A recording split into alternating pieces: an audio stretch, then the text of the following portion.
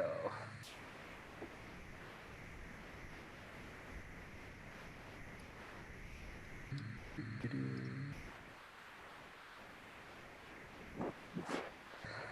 All right, everybody. I am so excited to bring on our next guest, Amanda Wyss. How are you? I'm well. How are you doing? How are you holding up? I'm trying not to like fanboy out here. I'm hyperventilating. If I had a bag, I'd be, I got to tell you, I never thought in all of my time that I've ever would be speaking to you on my show and our show, and it's really awesome, really honor.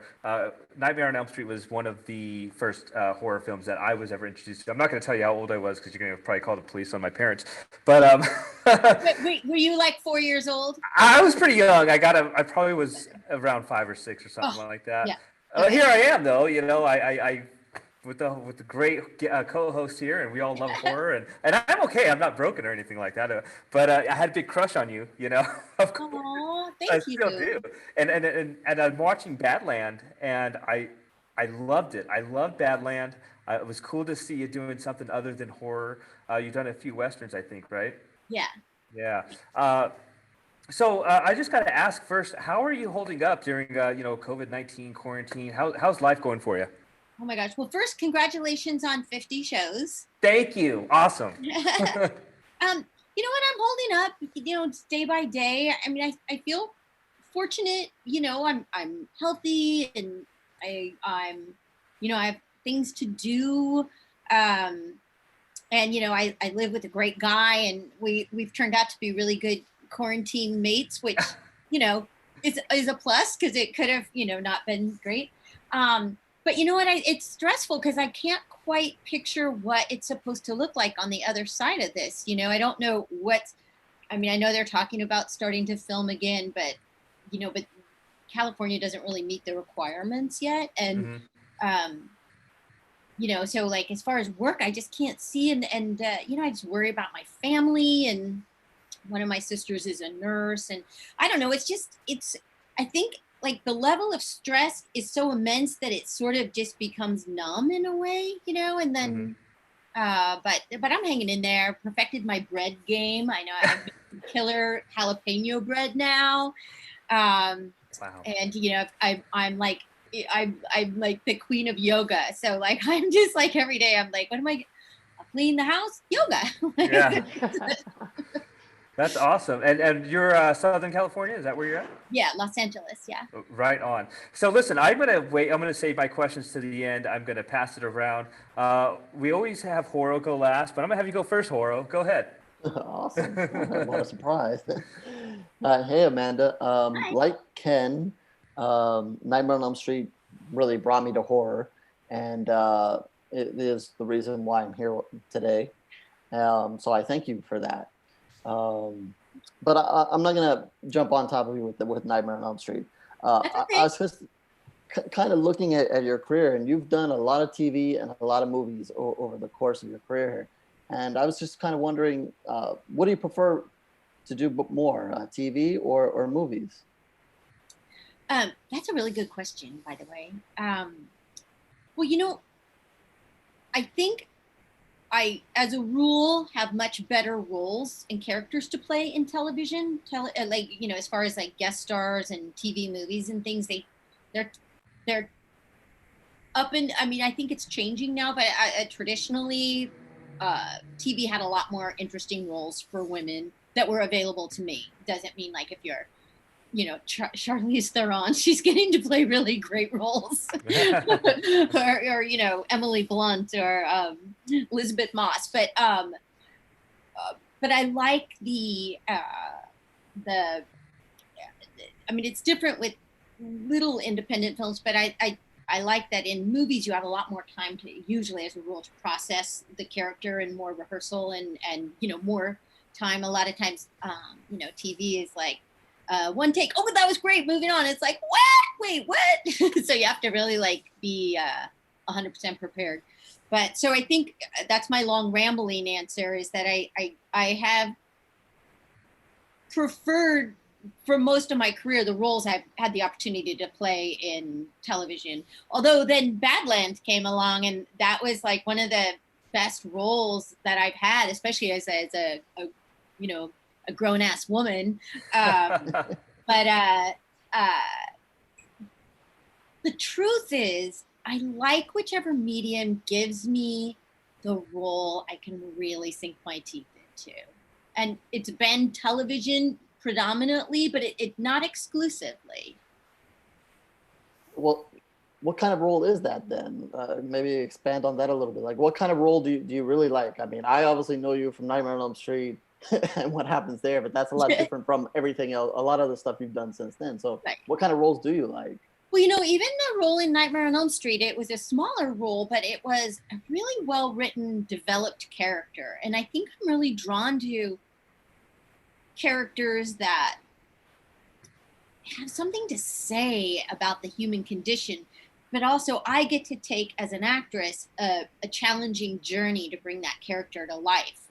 Whether it's somebody with an illness, mentally, physically, or emotionally, or a difficult life situation to move through, and has a nice character arc, beginning, middle, and end, and is integral to the story that's being told, as opposed to like, here's your coffee, Mr. President, and then you leave. So, and with that said, throughout my very long career, I've also taken roles that were just god awful in movies and whatever, that were god awful because I had to make my health insurance. So, I had a great acting teacher who told me there's 3 reasons to take a role. One is for the creative fulfillment, even if it's like a tiny little indie, but it's a role that you get to really explore and become a better actor playing.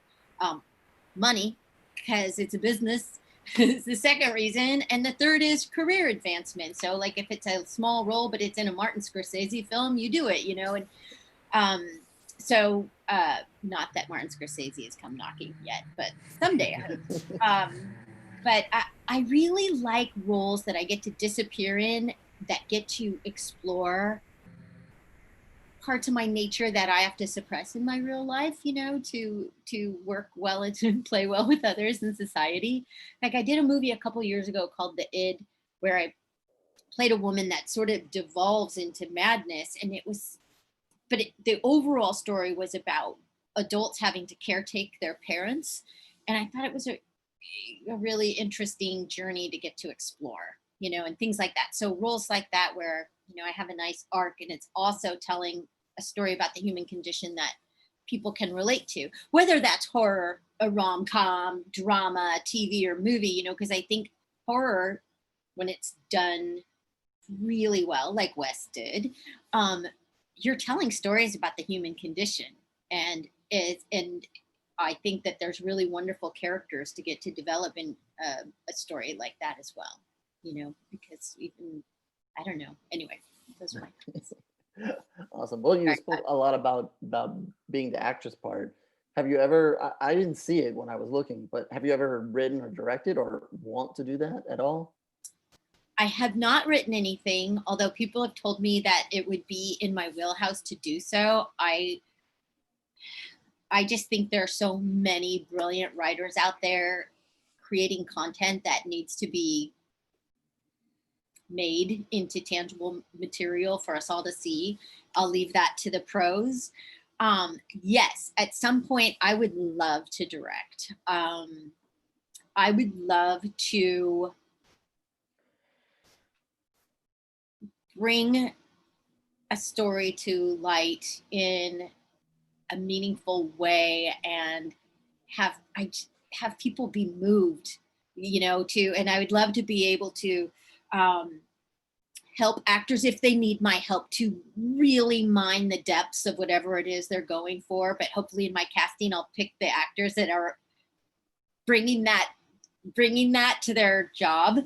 And I just think it would be, yes, it's something that I have aspired to do, and I've shadowed quite a few directors on the movies I do or movies I'm not in.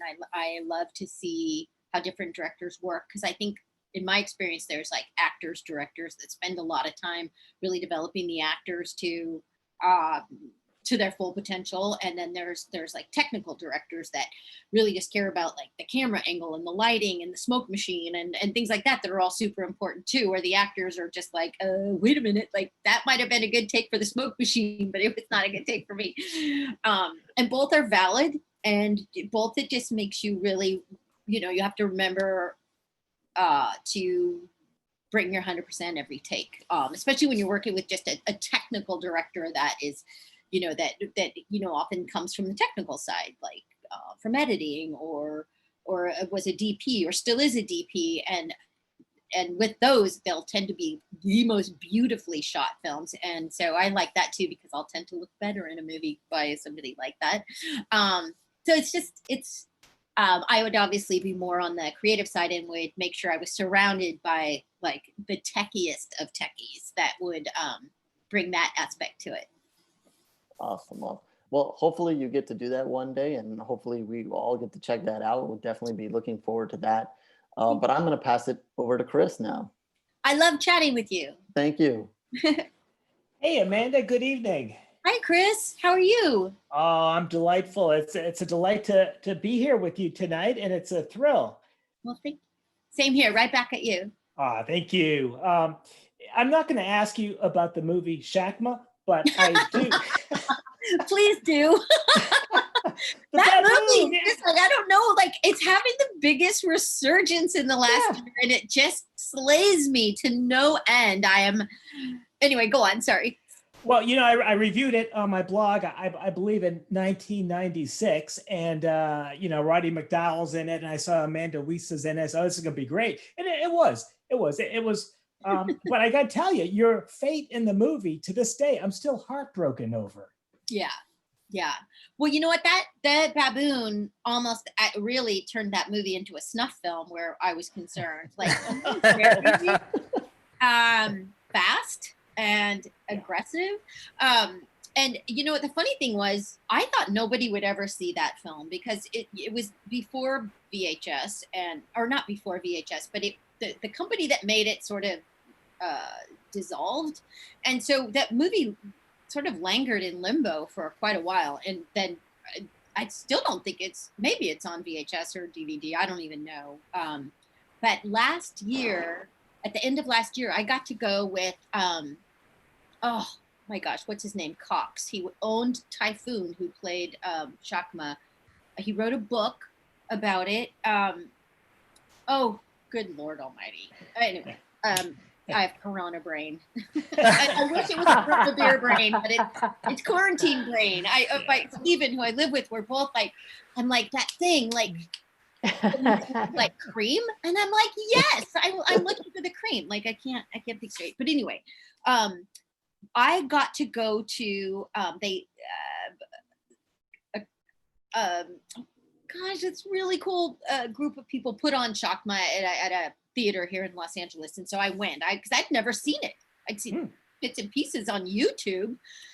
And he was there, Cox. We'll just call him Mr. Cox because I can't think of his name. But he owned a lot of exotic animals, kind of a la Tiger King. But he was never on the set, but his a gentleman who worked with him was the wrangler on the set. So Typhoon had been raised by Mr. Cox and used to like ride on the back of his motorcycle and lived in the house with him, a la Tiger King. And was as good natured as a baboon's going to be, and they were good buds. But he provided a lot of exotic animals for films, and so he couldn't be at this shoot in Florida for Shakma, so he sent Typhoon down there with this guy. Well, in order to get Typhoon riled up to be Shakma, he would kind of push him to a point that ultimately, heartbreakingly, what happened was Typhoon was never the same after that movie because he'd been pushed into being aggressive, and he'd never been an aggressive character. And I was so young. It was before I really knew anything about anything. Then I was terrified of him because they had him so riled up. And so anyway, I learned this about him, a couple months ago at this screening where they showed Shakma, and I found that heartbreaking. And it was heartbreaking to Mr. Cox, who had owned him. that said, the scene before my demise, Shakma was kept in or Typhoon was kept in an electric fence, and that he regularly ran through because he felt like it and he could. And I was like, oh my gosh. And so we went to baboon school. And so there were things like we couldn't look him in the eye. His handler was, the alpha, and women were not supposed to really look at him at all. And so, which I was I kept finding that my gaze would travel to him, and I was like, oh my gosh. No, I was very nervous the whole time. So cut to the day we're shooting my end of days on the movie. I'm wearing ballet flats, and there's a long linoleum hallway, and you probably know how slippery ballet flats are. Yeah. Naturally. So the director says, okay, when I say action, you just start running to that swinging door. There'll be a grip behind it, and he'll hold the door closed when Typhoon hits it. Oh, wait. And I left out the part. He said, when you get halfway down the hallway, we'll release Typhoon. And I was like, what if I slip or something? And he just goes, don't. Oh my God. And so I did the 50-yard dash in like 0 seconds, and we got behind the door, and Typhoon hit the door, and I was helping the grip close it. We couldn't even, like, men jumped from behind the flats to come and hold the door, but they'd gotten him so riled up that he literally was like going to tear the door down, that his wrangler could barely calm him down. So there's many stories like that about Typhoon on the set. And now, all that said, he was majestically beautiful to look at, and then heartbreakingly, animals just need to be treated so much better and hopefully they are now. I haven't really worked with exotic animals since then, so I mean, wow. We need to do better. But anyway, that's Shakma, and working with Roddy McDowall was a dream come true, and he's every bit as amazing as you want him to be. Oh yeah, his performance in Legend of Hell House is one of my favorites. But hey, first of all, thank you so much for making a Western in a day where we only have superhero movies, or Star Wars. I noticed you've been in Silverado. You've been in, excuse me, Gunsmoke, the TV version, and so now you're in Badlands. And I just think that Western presents a great opportunity to take current views, whether they be pessimistic, optimistic, how we look at things, and place it in a different time, maybe 100 years ago. And maybe in that setting, we can see them a little differently. And I think Westerns are a great opportunity for that. Are you a fan of Westerns, or were you conscious of this when you made Badlands? I am a huge fan of Westerns. I think mostly because I used to watch them with my dad growing up on like black and white ones on Saturday, like back in the day when in Los Angeles anyway, the local channels played movies like all day Saturday, or after the cartoon, Saturday and Sunday, Channel 11. I jumped at the chance when Badland was offered. The first thing I looked at was that role of Alice, and I was like, oh my gosh, this is so amazing.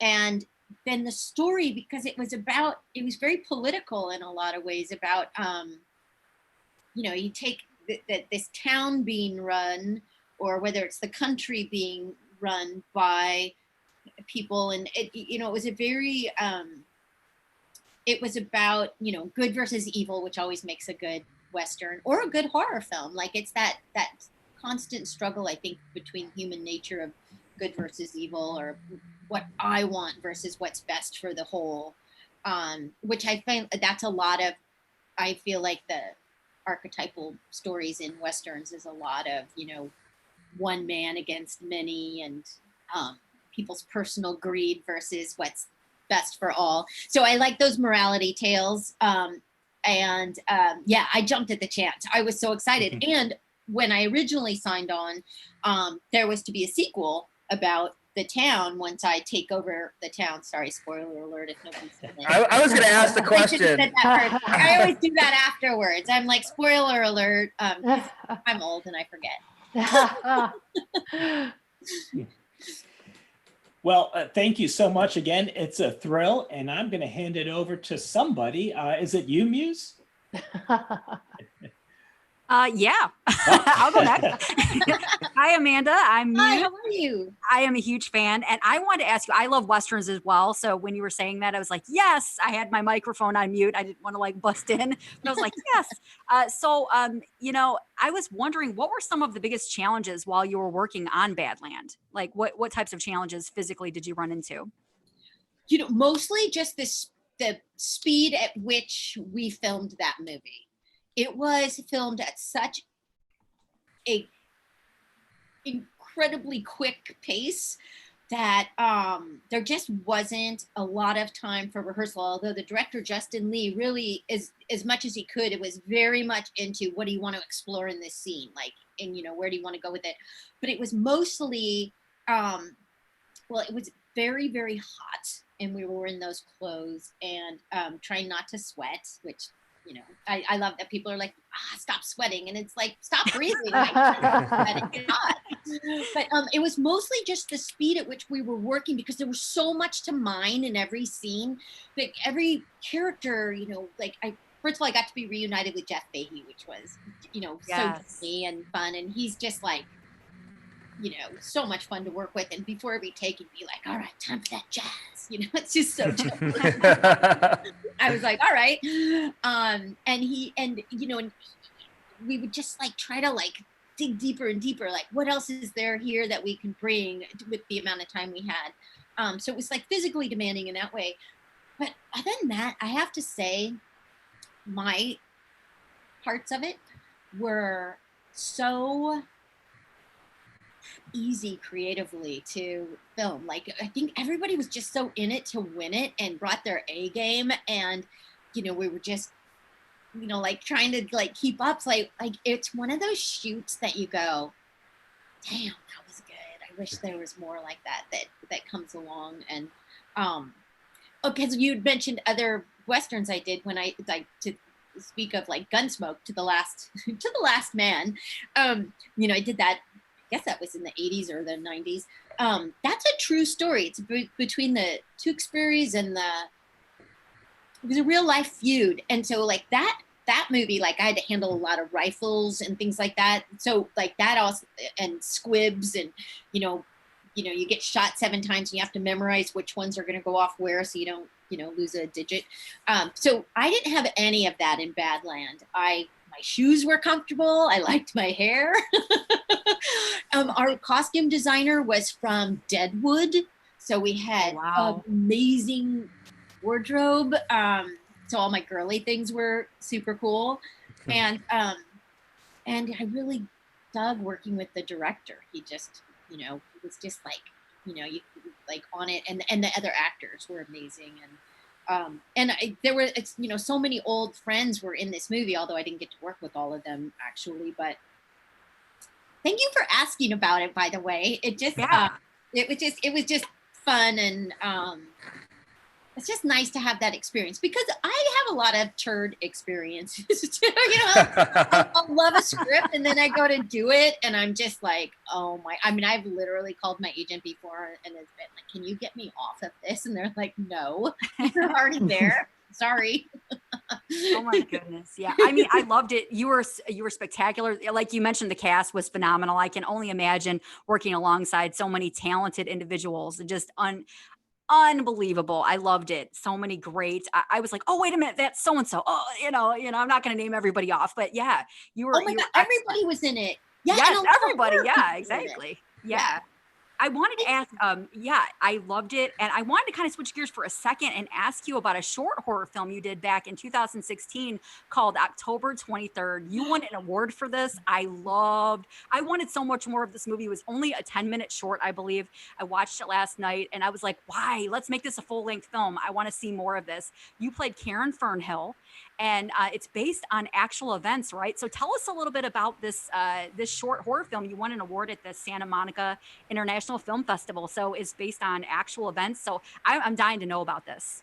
Okay. Oh my gosh. I love this movie so much. Yes. And it's so scary. And the director and writer director was able to do so much in such a short time. And it was such great roles for both myself and Amanda, the other Amanda, two Amandas.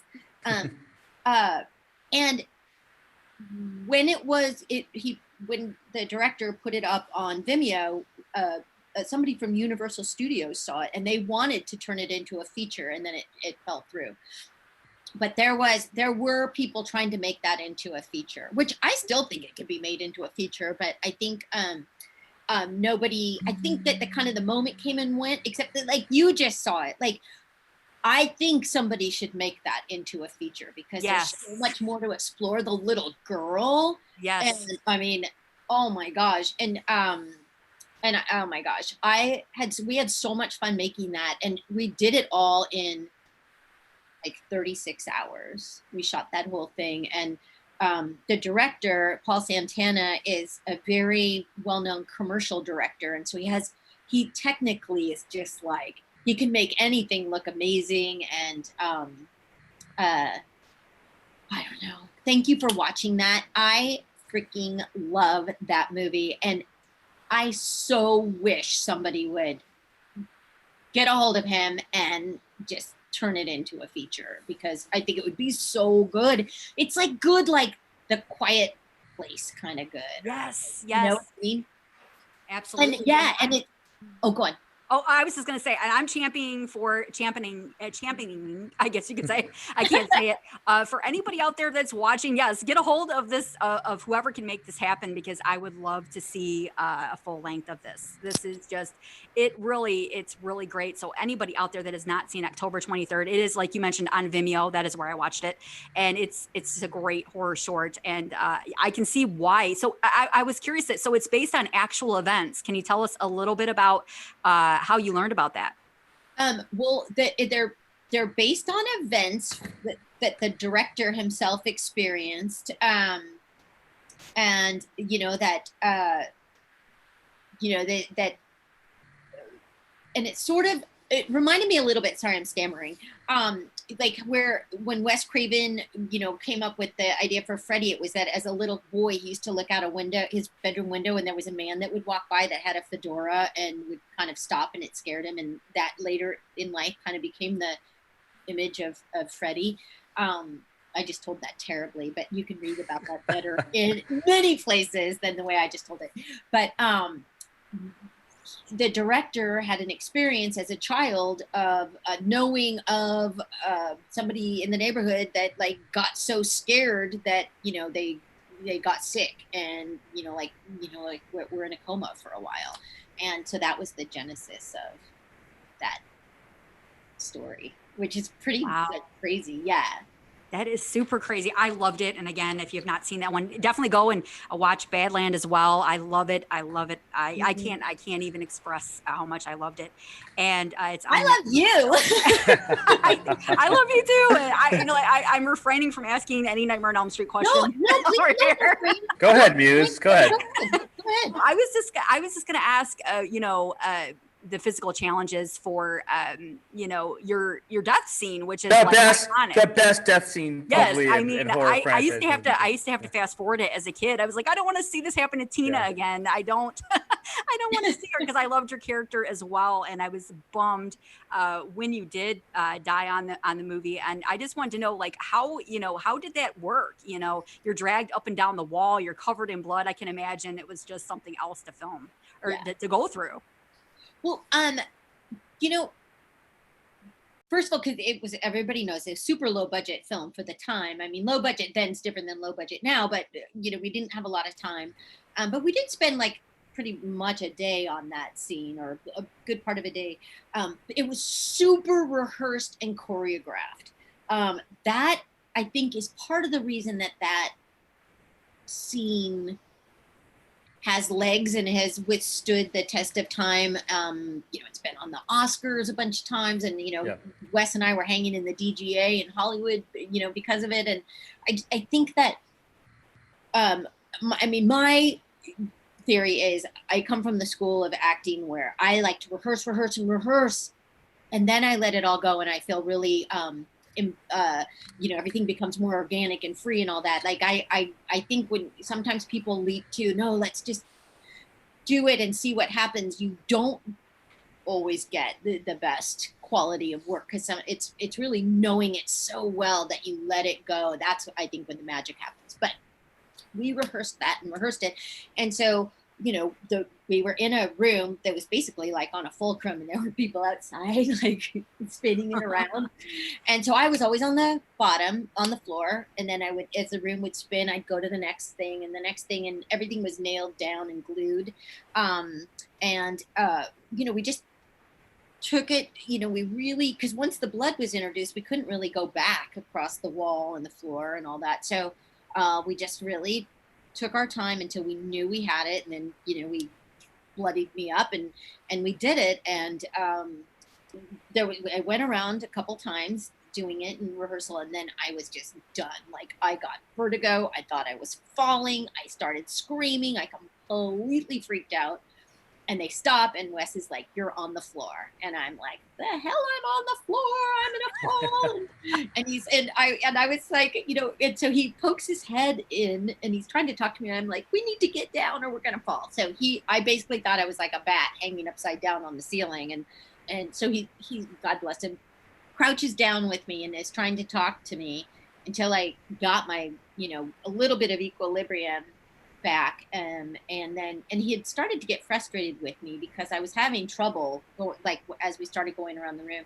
And then when he actually went in the room to talk to me, he went, "Oh my God," because the room was upside down at the time, and he was like, "Whoa, I can't be in here, this is so disorienting." And then he was like, "Oh my gosh, we need to speed this up, this child is suffering."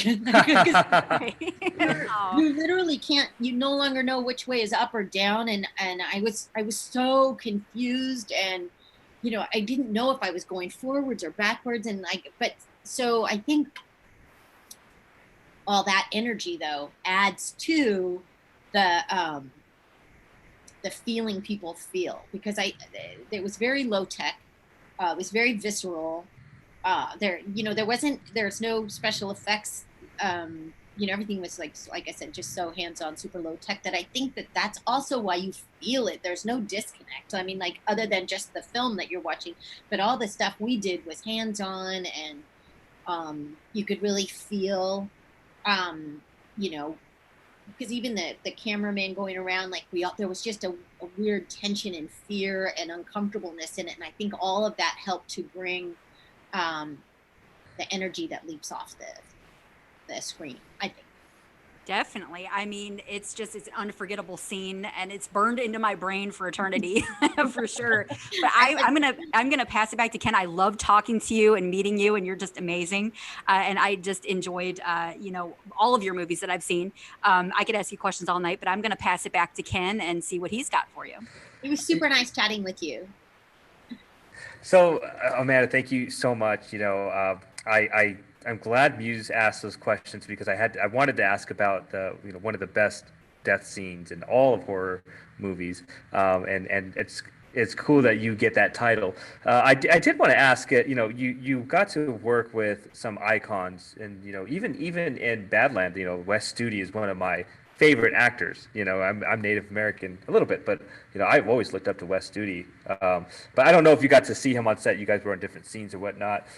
Kevin Mackley, he was a stud, man. I hope we get to see more of him in some major films, man. That guy was a badass. We talked about Ryan Gosling this week. Last week. This week it's going to be Kevin Mackley, stud of the week. Horo's favorite movie is Titanic. He loves it. Anyway, no, I'm just. I gotta ask you, Amanda. Do you watch horror films now? This is a tricky question, because I don't not watch them, but it's like the last 2 years, I don't know what it is. I don't like being scared. I don't know if it's like some age thing that's happening to me, or something. Like, I can't separate out that I'm watching a movie, and I just get so scared. I feel like it's like so I haven't seen the newer ones, and I feel bad about it because so many of my friends are in them. Don't tell them. Shh, this is between us. And it's not that I don't love the genre. I don't like being scared right now, and I think that'll change because I used to go see them, and but like I literally get so now. Steven, he'll watch them in the other room, and I'll be like, "What's happening?" I'm like, if I want him to tell me what happened, I just don't. I can't watch it because I literally like he'll just be sitting there like drinking beer, watching it, like, yeah, whatever. That's kind of scary. Okay. And where I'm literally like screaming. And just so you know, true story, the last horror film I went to was with Heather Langenkamp, who's really one of my closest friends. And we've stayed friends all these years. And she won't go to horror movies with me anymore because this is apparently I scream really loudly, inappropriately at very wrong times. So I don't even know I'm doing it, but like somebody will go to open a cabinet and I'll scream. And then the scare is supposed to be the next beat, but I didn't know that. I just scared me that they were opening a cabinet. And so the whole audience will scream and then they miss the actual scare. And like, I'm very hated in horror audiences, but it happens all the time. I just scream and somebody will fluff a pillow and I'll be like, ah! And I kept like, what is wrong with you? I'm like, I don't know. I don't know if I thought a snake was going to fly out of the pillow. Like, I don't know, but I scream really. So anyway, to bring it to home, Steven is like, I'm not watching these with you. You ruin the movie. You scream at the weirdest times that nothing is happening, but you ruin the scares when they do happen. So I have really bad horror etiquette. Well, the reason why I did ask you that is because, you started in a time when I like to call it like one of the golden age of horror films, starting with Nightmare on Elm Street. And that is obviously one of the Mount Rushmores of all horror films. It should be in everybody's top categories there. And I felt like there's lately in the last couple of years, we're starting to see some really good horror films come out. And that's the reason why I asked, because they're not bad. They're really good movies that are coming out. So I just wanted to see where you're at with that. But if anybody does give you shit at the theater when you go watch, you just tell, listen, I'm Tina, bitch. All right. That's all you gotta say. I know that there's so many good movies out right now, or the last couple of years. I mean, gosh, and my friends are in them and they're amazing. And and I think there's so many great roles for women my age in horror films, which is, I mean, nobody's offered me them, but if they did, I'm open to it. I have not been in like the really good movies. I've not been offered the parts. I mean, I'm not upset about it or anything. Well, sort of, and it would be nice if you would, but there. But I wanted to bring it. You mentioned Wyss Studi about Badland, and then I want to get back to my horror career, because I wouldn't mind if I had some of those juicier roles. Wyss Studi and I were in an amazing movie about Native Americans called Powwow Highway in 1988. Wow. And in that, it was Graham Greene, Gary Farmer, A. Martinez, Janelle Romero, like I said, Wyss Studi, and oh my gosh, just so many people. And it was produced by George Harrison. It won many awards at the time. Anyway, you would love it, and if you ever can find it, because it's difficult to find, but it's called Powwow Highway, and it holds up. And it was its 35th anniversary, I think, and I was in New Mexico with Wyss Studi, Graham Greene, Gary Farmer, Janelle Romero, the director Jonathan Wax, and just how beloved it is by people. And it's about these two men on a spirit quest, and it's beautiful, and it's a true story. I play this crazy Texan named Rabbit Layton. But anyway, if you get the chance to see it, I will. It was George Harrison's. It was the last movie he chose that he produced. But anyway, to go back to my horror career, I would love to have some of the juicy roles, a la Jamie Lee Curtis. I mean, not her roles. She's Jamie Lee Curtis. Of course, those are going to be her roles.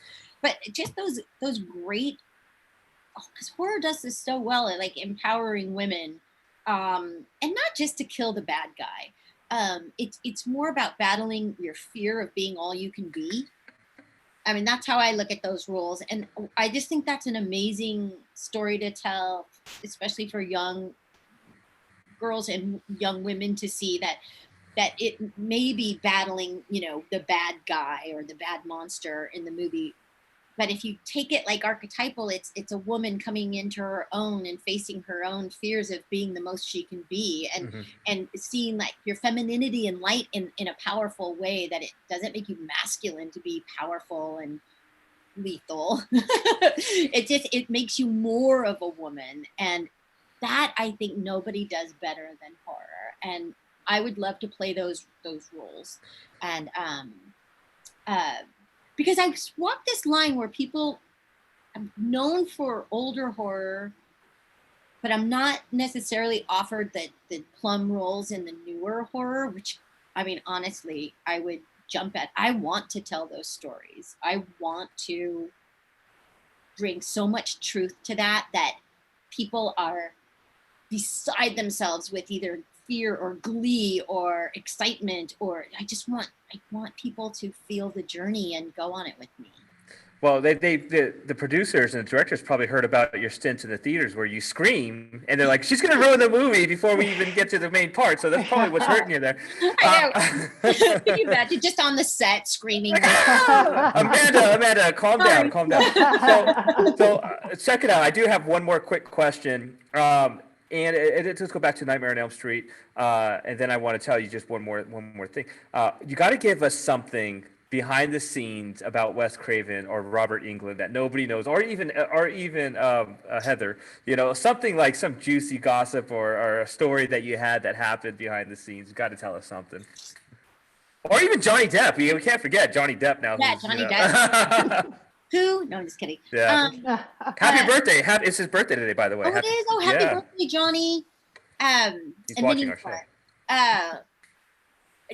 There's a lot of little stories that I feel like everybody already knows because of Comic-Con panels, but there's a couple. One, we're all still really good friends, which never happens. It's happened to me twice. Nightmare on Elm Street and Better Off Dead, we're all still friends. And because of my birthday parties, there's like a cross-pollination. So they're like my sorority friends or whatever. Like that, I look at like Nightmare on Elm Street was my college years, and those are my friends.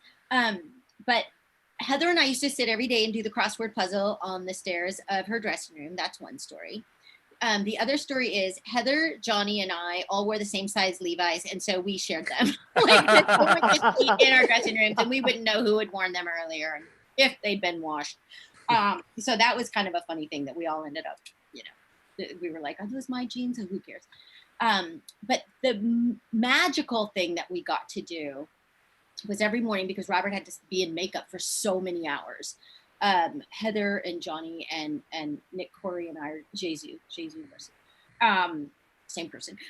We would all just sit around him like this, and he would tell stories about all of his theater days and the plays he'd done, and all the amazing people he'd worked with. And growing up, I grew up at the beach. I was a surfer girl. So Big Wednesday is like one of my favorite movies, and Robert's in that. And so I would just ask him a million questions about Big Wednesday and all that stuff. But he would just tell us these stories because anybody knows he's a great raconteur. And as far as Wes goes, Wes was, mostly my story is like when we were filming my death scene, because I wanted to please him so much. I was so young, and he was very professorial. He was always dressed impeccably, and really set this tone of a very classy set. And he was also very like avuncular to all of us, because he had daughters our age, and so he was very uncle-like. And I just wanted him to like me. I was a child. I was just like whatever. And so when he started getting annoyed with me when we were trying to shoot my death scene, I was devastated, because I did not want it. I just was devastated that he wasn't happy. And so it made me work harder. And then when he came in and we had that moment where he realized that I wasn't being difficult or not trying to do what he wanted me to do, I was literally physically incapable of doing it at that point. And then that we like just bonded over that moment, and he was so gentle and kind, and because then we slowed down a little bit, and then we were able to capture what we needed to capture, and he did it with such care and like a loving adult towards a little kid. And I'll always remember that because, and then it's turned out to be this classic, amazing bit of film. And I just remember that I was so lovingly cared for through it by this genius man who I adored. Well, listen, I wish I could be there to see all this behind the scenes, and it's funny, just all that had came from this movie. You know, all you guys went to do all these different other movies, and you know, Johnny Depp is doing his thing. I don't know. I haven't heard from him really, but I know whatever happened to him. Yeah, no. One thing I just got to shout out my uncle who had passed away a couple years ago. His favorite movie of all time was Fast Times at Ridgemont High. And I didn't I've just, you know, I've seen it a million times, and I didn't realize that you were in it until like I looked like, oh my God. And I just clicked right away. It's like, it's Tina. Like I didn't realize. So I just got to say that real quick. And it's funny because I wear Vans. I'm actually wearing Vans right now. I call them my Spicolis. That's what I call them, my Spicolis. But listen, somebody asked, I think you kind of mentioned about Badland. You know, you get the badge, you take over the town. I hope they make another film with Alice as you know, sheriff. That would be awesome because it seems like you got a lot of pent up anger there, but you were she was so nurturing and nice to Matthias. Yeah, I don't know how you controlled yourself. He was a good looking dude, but yeah, right. So nice. He's gorgeous and nice and talented, and you know, he produced that movie. He's one of the producers on that film. I would love to work with him again, and the director. Justin has so many movies coming out, and the whole producing team. I mean, they were all kind of like a really dream group of people to work with. It was a cool character. Matthias's character was great, and just all the other the characters on the side. And then with Wes Studi's character, you know, I'd love to see what happens with that. But listen, you know, you got lucky because we spoke a lot and there's a lot to go over. So next time you come on the show, you got to do trivia. We're gonna skip it this time. But, oh no! Cute. Okay, no, because I was totally like ready to like. How about this? Three questions. I'm gonna give it to Muse. Muse is gonna ask you just 3 questions. Okay? How's that, Muse? You pick the best ones, Muse. Okay. All right. Okay. All right. So I'm just going to go right off the top here, and I'm going to ask you for the first question. I'm going to ask you, who directed The Serpent and the Rainbow from 1988? Wes Craven. Yeah. I was ready to give you a hint and go, he's like an uncle to you. Definitely. Yes. Fantastic film as well. Okay. Yeah, I saw that one. I love that one. Yes, excellent. Like anything with voodoo, and I mean, I'm obsessed with like the shows Ghost Hunters and like anything to do with voodoo and scary places. Weirdly, I like to watch that on TV. I don't know. I make no sense. Nothing works like how it should. Yeah, for sure. Yeah. Okay, so the second question is a movie featuring Johnny Depp. We mentioned him earlier. Sleepy Hollow from 1999. And I'm going to ask you, who directed Sleepy Hollow from 1999? Oh, I totally know this. Oh, I can't think of the name. I see his face. Beetlejuice. I know. Oh my God. He did, and like, oh my gosh. Okay, just, do I get half a point? Because I actually know who it is, but I can't think of his name. We will help you out. So what we do, because normally we ask 13 of these, you're only going to get 3, but we do lifelines. So you can take 2 lifelines. You can ask one of us, or you can ask for multiple choice. Okay. Okay. Yeah. You're raising your hand. Yes, you. Burton. Tim Burton. Yes, Tim Burton. That is correct. Yes, it was Tim Burton. All right. Wait, say it again. Say what you said. Tim Burton. Yes. God, I know The Nightmare Before Christmas. Yeah. Like I could name all the movies. Okay. I sucked at that one. Oh, that was annoying. I actually knew that one. All right. Yeah, definitely another great film. And we mentioned Johnny Depp, so I had to mention that one as well. I was like, okay. He was good in that, I thought. He was excellent. That was a really good take on the story. I really enjoyed it, definitely. And Tim Burton is always a treat to watch for sure. I agree. Okay, for the third and final question, I'm going to give you basically the premise or synopsis or plot of a movie, and I'm going to ask you to tell me which movie I'm speaking of. Okay, so this is an 88. This movie came out in 1981. Just kind of set the scene for you. So here we go. After a frightening encounter with a serial killer, a reporter travels to a secluded retreat to recover, but she hears howls at night that hint at an even greater danger in this 1981 film. The Howling. Yes. Nice. Just Nice. Good job. put it out there. Yeah, you did great. You Good were job, awesome. Amanda. Oh my gosh. Okay, see, I knew more than I did. I thought I did. Yeah. Well, listen, Amanda, man, really thank you so much for hanging out with us on our 50th episode of Where the Scary Things Are, our first live episode. We didn't butcher it too bad. You definitely saved it, I'll tell you that much. But listen, give us a shout out where, or let us know what's in store for you, what's in the pipeline. I know, a lot of the films are shut down right now, but what's next for you? What's in the future? I'm supposed to start a movie. It's a country western movie. It's not a western. Called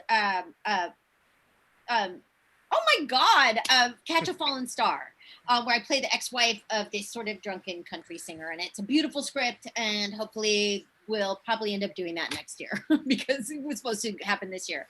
And then I'm doing my first ever audiobook. So Wow. that'll come out. Cool. It's a series of tween horror called Jinxed. So I'm super excited about that. And then I'm doing it's a horror comedy called The I in You. Y-O-U, the I in You. And, I do not play a stable person, obviously. I don't know where I end and the other person begins. And then right now I have a scary creature feature playing on Amazon Prime called Hunter's Moon that stars Jay Moore and Thomas Jane and Katrina Bowden from 30 Rock and a whole bunch of other really interesting people. And Jay Moore and I are the dads to like 3 gorgeous daughters, and we move them to a quiet town, and then mayhem ensues. Nice. Yeah. Well, listen, Amanda, I really appreciate it. Like I said, I hope you take care of yourself and get through the COVID fine, and we can't wait to see what's on the horizon there with all the other movies coming out. You are definitely a childhood icon in my eyes, and I'm so happy that you were able to join us. On behalf of Where the Scary Things Are, thank you so much. Thank you, each of you, and I hope you stay safe and well, and that I hope our paths cross again. Take care. Thank you. Bye. Bye, you guys. Hi, Amanda. Bye.